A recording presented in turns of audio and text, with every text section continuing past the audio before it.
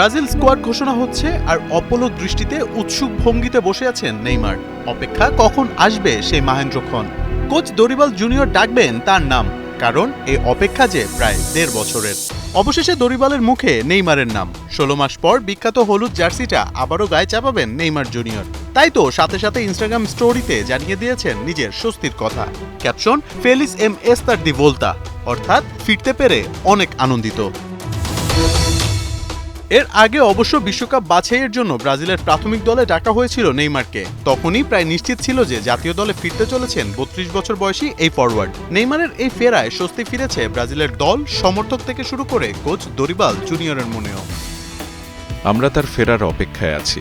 এটাই প্রথম সুযোগ যা আমরা তাকে দিতে পারি। আমি আশা করি যখন সে দলে ফিরবে সে আনন্দিত হবে। সে এখন নিজের ছন্দ ফিরে পাওয়ার পথে আছে, আমরা সেটা জানি এবং বুঝতে পারি। বিশ্বাস করি যে সামর্থ্য ও গুণাবলী তার আছে, সেটা দিয়ে মাঠে যে কোনো পরিস্থিতি কাটিয়ে ওঠা সম্ভব।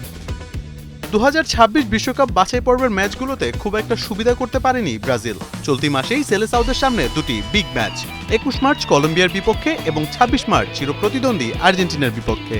এই দু ম্যাচকে সামনে রেখেই দলে রাখা হয়েছে নেইমারকে। নেইমারের বর্তমান ফর্ম অবশ্য আশা দেখাচ্ছে তাকে নিয়ে। সান্তোসের হয়ে এখন পর্যন্ত ৭ ম্যাচ খেলে গোল করেছেন ৩টি, পাশাপাশি গোল করিয়েছেনও ৩টি। ম্যাচ সেরা হয়েছেন ৪ ম্যাচে। এখন ভক্তদের চাওয়া জাতীয় দলে ফেরা এই তারকা নিজের ছন্দ দ্রুতই ফিরে পাক। মোহাম্মদ আদনান, ৭১।